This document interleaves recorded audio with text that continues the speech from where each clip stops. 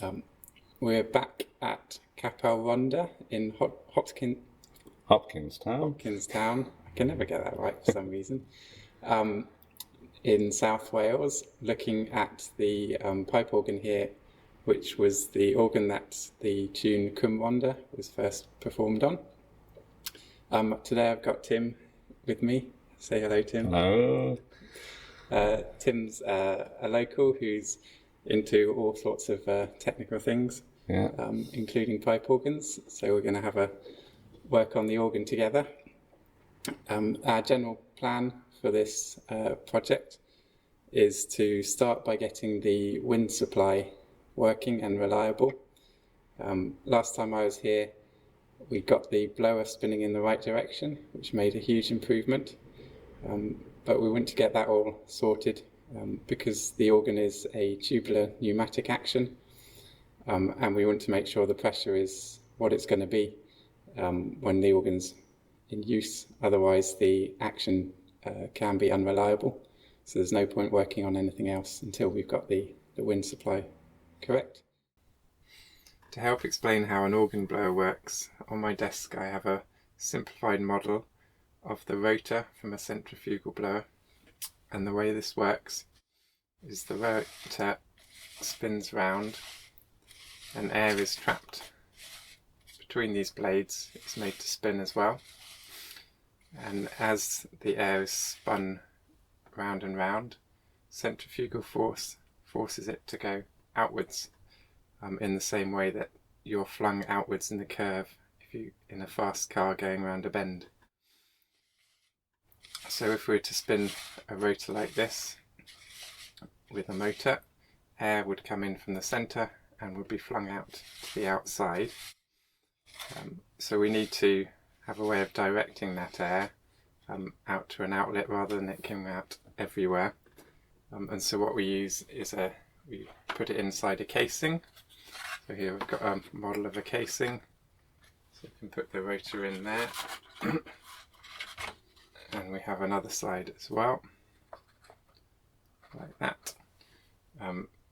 So we have an inlet here where the air is going to be sucked in, and we have an outlet here where the air is released. And I'll take the top off to make it easier to see.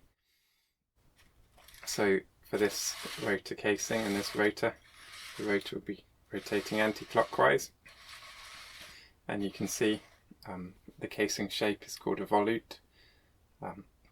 You can call it a snail shell if you like, and you can see that as we go round, the space between the rotor and the case gets larger. That's because the air that is being flung out by the rotor here isn't just being flung outwards, radially outwards, it's also got spin on it. It's spinning round and round.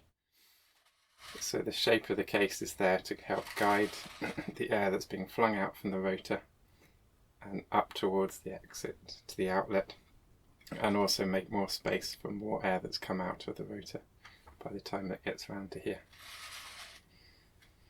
So we can change the way that our rotor behaves and the characteristic of our blower by changing the shape of the rotor blades. So here I've got another set of blades. And it would rotate in the same way, and we can see that these blades have got a curve on it, and they're curving in the direction that they're going, so they're forward curving blades. And what this would do is make the air, as it travels outwards, travel further, faster around in the circle and out quicker. So we can get a higher flow rate if we have blades of this shape, but the downside is that we don't get the same amount of pressure from them.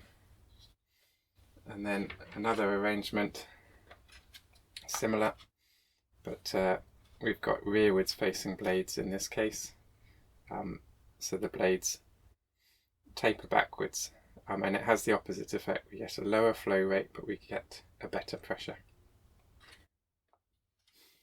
So we'll go back to our straight blades for now. So on this organ, what we found was that the blower is rotating in the wrong direction. It's rotating this way. It's still going to make air come out of the outlet, but it's not going to be at either the required pressure or the required volume. So if we'd had a curved blade, one of the reasons would be that the blades would be curved in the wrong direction, so we're not going to get the pressure or volume that we want. But the main effect is actually going to be due to the shape of the casing. So if we're spinning the rotor in this direction, in the wrong direction, air is still going to be flung out from the inside to the outside, but it's going to be given a spin in the wrong direction. And instead of it being guided towards the outlet, with the flow path getting wider all the way, it's going to be guided towards this narrow bit, towards the tongue of the casing.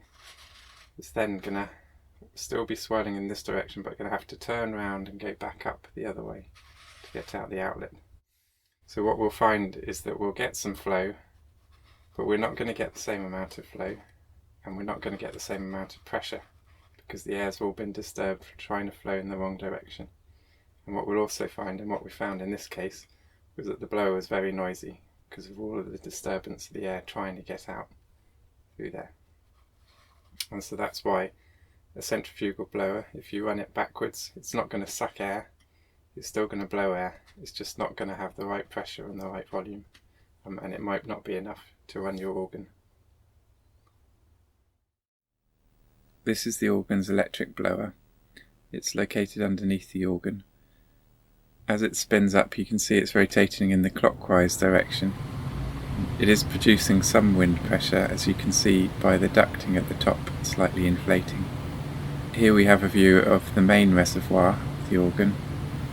As you can see, the main reservoir hasn't inflated at all. When we tried to play the organ with the blower rotating in the wrong direction, we only got one of the stops working and about 7 of the notes working intermittently, as you'll see now. They don't make a nice chord. Oh, and one of the pedals. Yeah. Can you play the notes that work? If I hold it long enough, it'll come.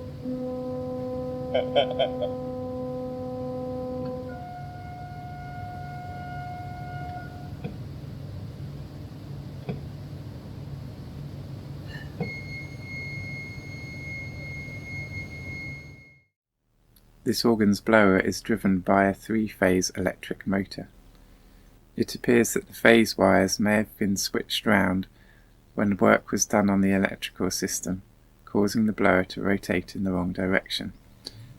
This appears to fit the anecdotal evidence when we are told that the organ never functioned after work had been carried out on it. You can see that now that the blower is spinning in the correct direction, it has sufficient pressure to lift the main reservoir. Once this small change had been made, the organ sprang back into life, with most of the stops working and nearly all of the keys. You'll now hear Cwm Rhondda being played on this organ for the first time in many years.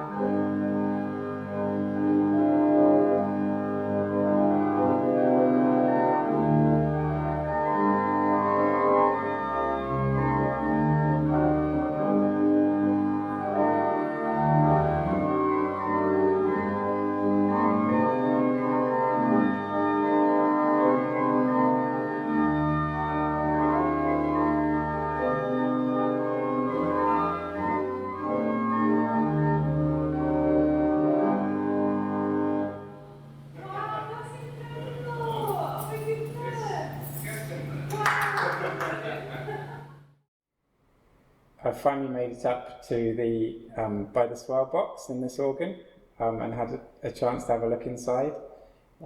There's nothing too outrageous in there. I don't entirely know if I'm going to make it back down. It's quite a squeeze. If you'd like to donate to our work financially, I've recently set up a Buy Me a Coffee page, details of which are down in the description. Any small donations that you could make would greatly help us in this work. So thank you in advance.